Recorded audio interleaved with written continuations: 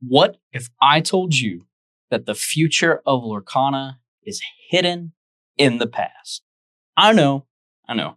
I might sound just a wee bit crazy, but hear me out and come with me as we journey down the rabbit hole together. So let me take you back probably about a week ago, I'd say right now, to the lorecast that happened where Greg and Rochelle were talking about the season 2 DLCs. And they brought in special guest Stephen Cooper, the senior tournament operations manager of Ravensburger. So he didn't show up in person, but he was on like a video call. And in that video call, he had like a background behind him, something that was behind his face cam, essentially. Kind of like what I have here behind me. But his, instead of being in a room, his was just a image that was behind him. And during that, my colleague, my friend, my co-host of the Eat Table podcast, Preston McNair, actually saw that background, as you can see here. It's like, have we seen that art that Cooper has in his background? And it took me a minute, but yeah, I had seen that art before. It had been a while, but it was a Floodborn or Rise of the Floodborn story art that I had seen somewhere before. And you can see it here behind Stephen Cooper, and then you can get a better look at the actual image itself here. So where is this image? Where can you find it? How can you see it? Because if Preston hasn't seen it, chances are a lot of you haven't either. So if we come on over to the actual Lorcana website here, you see this bar up top with these different tabs. Well, the very first one that says story is where you want to go. You click on story and this drop down menu appears. And then all of a sudden, we have these different things that we can click on that are actually articles or blog posts or just different really good reads that explain the actual story of Lorcana. Not hypothesizing over what's within the art on the cards themselves, but the actual story that Ravensburger is trying to tell. So you see the first one here, The Magic of Lorcana, covers the first chapter, kind of our introduction to the Great Illuminary and inks and glimmers and how it all works. You also see Shimmering Skies and Azurite Sea. But over here on the side, you see Ursula's Return and the Roar of Rushing Ink. The Roar of Rushing Ink being what we want to focus on now, because this is actually what will lead us to the story of my favorite set, Rise of the Floodborn. So if we click here, again, Rise of the Floodborn, you get this other really, really cool art with Shanzi here, one of our main 3 Illumineers, looking at the Great Illuminary with the ink rushing out of it into the Inklands. Inklands looking very, very different than what we come to know later on. So if you keep scrolling, and I'll pause here for a second because this is actually probably the most important detail of this entire video. And it's the date in which this article or piece of story was put on this website, and it was September 3rd, 2024. So if we actually look at our calendar and we go back and we look, we realize that September 2024 wasn't the time of Rise of the Floodborn. We were actually in the middle of Set 5, Shimmering Skies. I believe Shimmering Skies released in August, and this was probably a month or so later that this dropped. So we scroll down just a little bit further. Boom, there it is. Here is the image that Stephen Cooper had as his background that day on the Lorecast, and the one that Preston was asking about. This is a fantastic piece of art that is probably one of the best showcases of what the inside of the Great Illuminary looks like. I mean, you can see these spiraling staircases and the grand pillars all around, even the little magic brooms here at work. But the most important detail is probably these glass floating orbs, and sometimes not even in orbs, just on pedestals here, of different items that we have become familiar with over the course of, since the first set, since items were released alongside every set going forward so far. Let's see if there's anything that, I don't know, that maybe we've seen before we recognize. To me, the first one here is Triton's Trident. So it's here. And you also see in this giant floating orb the Sorcerer's Spellbook. And then here on the pedestal, we see the Fang Crossbow, the Dragon Gem, and even a coconut basket. It's pretty cool. So I found this again, and like I said, it drug me back down the rabbit hole. So I decided that I was going to reread the story of Lorcana thus far, building up to what is Fable. So keeping along on this page, if we continue scrolling and continue reading, I really do recommend that any Illuminator who is interested in the actual story of Lorcana, come read these for yourselves, check them out. But if you keep scrolling, I discovered that there's a second piece of art here that for whatever reason, I don't remember being here the first time. I'm sure it was. It doesn't seem to have been updated. I mean, this page doesn't seem to have updated since it was originally posted in September. But for whatever reason, I don't remember seeing this.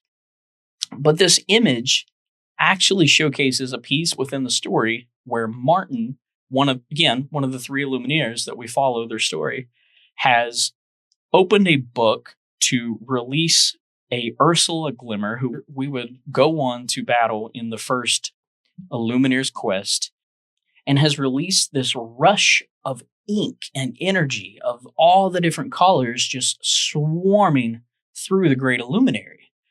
And it's crashing through and taking out everything in its path. Every magic broom, every glimmer, every piece of lore, every item, it swoops in, grabs a hold of them, and shoots them out of the Great Illuminary and into the Inklands. So again, if we focus on all these items here, let's take a look and see if we recognize any of these. Think right here again, we see Triton's Trident, and we have the Poison Apple, the Heart of Tafiti. Even way back here in the back, this is really cool. You see a magic broom surfing on that ink wave on the frying pan. Believe that this is the White Rabbit's pocket watch, and this may even be the lucky dime back here in the back. See Maui's fish hook, the stolen scimitar, and I think that's the magic lamp that Magic Carpet is trying to actually save from the ink. But I'm sure you've already seen them. There are some items on here that, for whatever reason, they were here right in front of our faces the entire time, all the way back in September during Shimmering Skies when this dropped, that we didn't see until much later on. The first right here, I mean, it's very recognizable. As a Disney fan, you know what the glass slipper is. But as a Lorcana player, you know that the glass slipper didn't get released until set 7. So this did not come out until Archazia's Island. Yet we were seeing it back in set 5, 2 sets prior to the card's actual release. So what else is on here? Well, right here up top, you see another one of those spheres with the scarab in it. Not only the scarab, but you see some illusionary sand spiraling around this sphere. It's kind of crazy that sand and these scarabs played such a significance in the current set of Reign of Jafar. I mean, they were core pieces to the story of what was taking place during Reign of Jafar, and we got our first glimpses of them, again, all the way back in this piece of art that not many people have seen, just hidden away on the website. So, with that in mind, and the idea that this piece of art here has went on to showcase and shown off some items that we wouldn't see until later sets, what else is left? What have we not seen?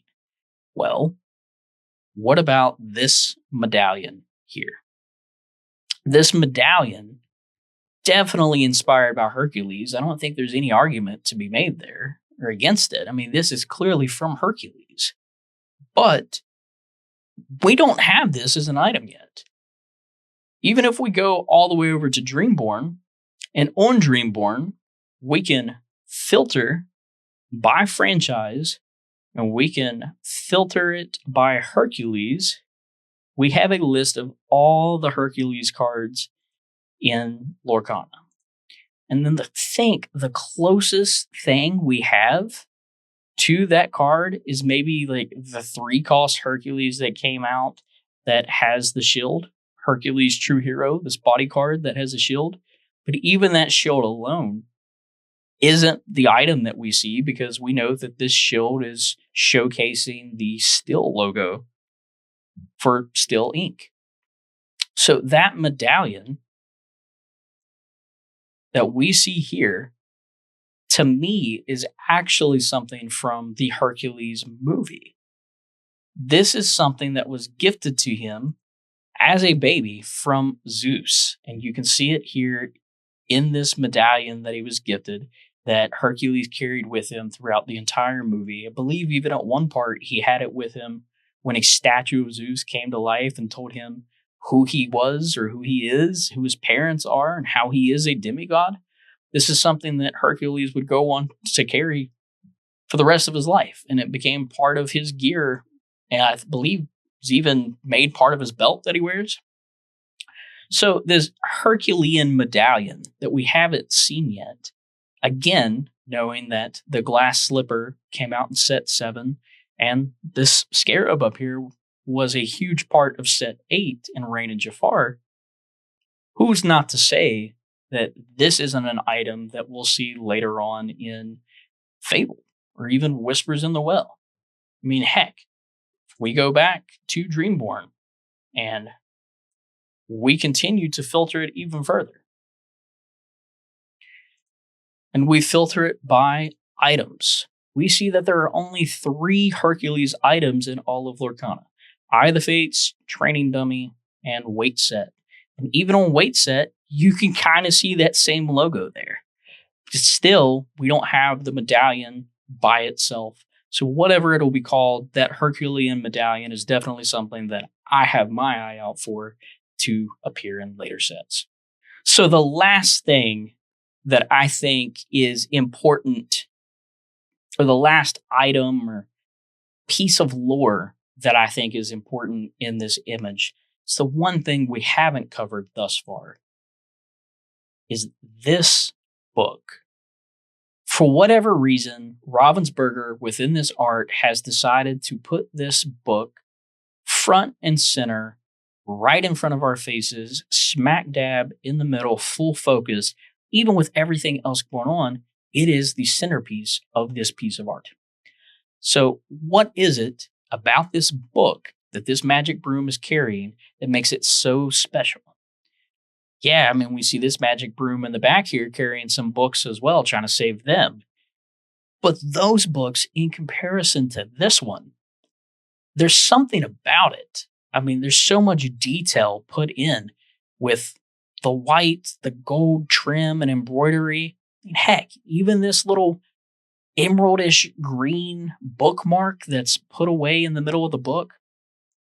There's just something about it, something special. And these collars, for whatever reason, to me, are very reminiscent to the collars that we see within Archazia's island. The greens, the whites, the golden embossment, the bronze. I mean, it's all there. Those are Archazia collars in my mind. So over on the Ink Table Podcast channel, where I co-host the Ink Table Podcast, we have all kinds of videos that have been going back all the way since, I don't know, set 4 or further, where we have been keeping track of Archazia and who she is, how she's an Illuminator, and what her story is. And I think we've came to the conclusion that she is going to play a major role going forward into some of these other sets. At one point, we had these pieces of story that were put on the website, and other times we had the actual story trailers. Granted, we don't have any of those now. We do have the lore cards that have been a part of each set since, well, Archazia's Island. And hidden within some of those lore cards are glimpses or just little pieces of Archazia's past, of her speaking about how something happened at the Great Illuminary when she was there. Because at one point she was, and she's worked with Illuminaries in the past, And that's why she's so hesitant to work with Shanzi Ventura and Martin now. That's why, in my personal opinion, I think that this book tells more of Archazia's past. And that this book, along with that medallion, the same way that we've seen these other items come to appear and show up, they will be present in future sets. And I think that maybe within Fabled or Whispers in the Well, they will be very, very prevalent. But this book in particular, again, going along with the theme that and the question that I presented at the beginning of this video. What if the future of Lorcana is hidden in the past? What if the future of Lorcana is this book? What if the next chapter is this book? What if the next chapter is telling the past of Archazia and what happened the first time she was at the Luminary? So in Reign of Jafar, Lorcana actually started doing something really cool. So they added taglines to each set. And in this set, the tagline was his crown, his realm. Really neat tagline that really encompasses what this set was all about. Like the entire meaning of this set was his crown, his realm. Enough said. You know what it is. So let's take a look at Fabled and what its tagline is. Fabled, coming Q3 2025, tagline, welcome to the story. Wait, what do you mean, welcome to the story? I mean, then we're going into set 9. Haven't we been part of this story since the first chapter? It's quite strange that all of a sudden, 9 sets in, we're just now being welcomed to the story for the first time. It's almost as if the next chapter is kind of a reboot, or it's going back in time. It's resetting things up and reintroducing us to cards we've seen in the past. Reprints?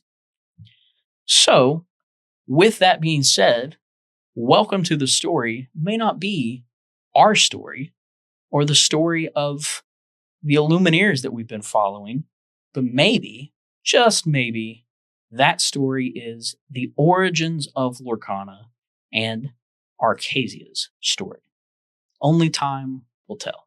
But if you like this story and you like this video and you enjoyed it and I taught you something, or you just really find the lore of Lorcana interesting, then hey, why don't you come over and subscribe to the Ink Table Podcast, where we're constantly talking about Lorcana. We got our video episodes. We have tons of unboxing videos.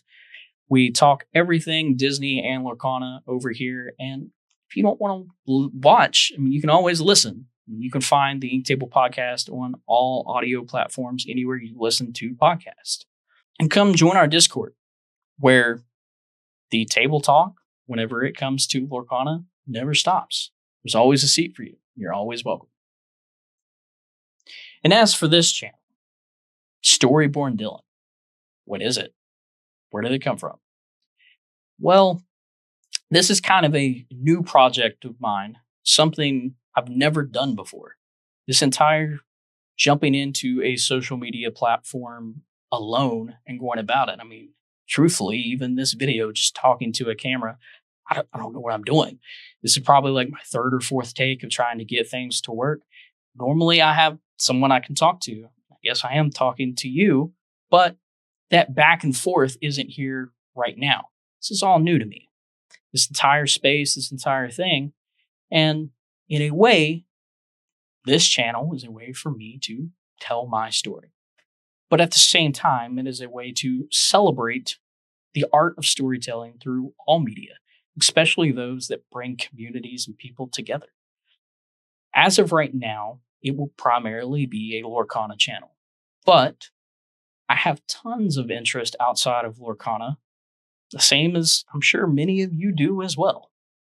So, for the time being, fellow Illumineers, if you enjoyed this channel and you enjoyed this video, then please like, subscribe, follow.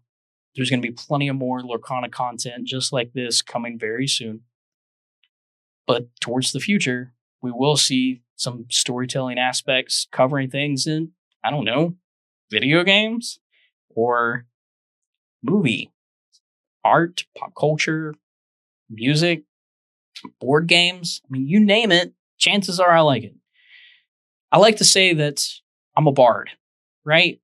Jack of all trades, master of none. Maybe you'll see some videos that are behind the scenes of what I'm working on for the Eat Table podcast, whether it's editing some unboxing videos or making show notes. Anything's possible when you dream it. But for now, fellow Illumineers and fellow storytellers, until next time, keep telling your story.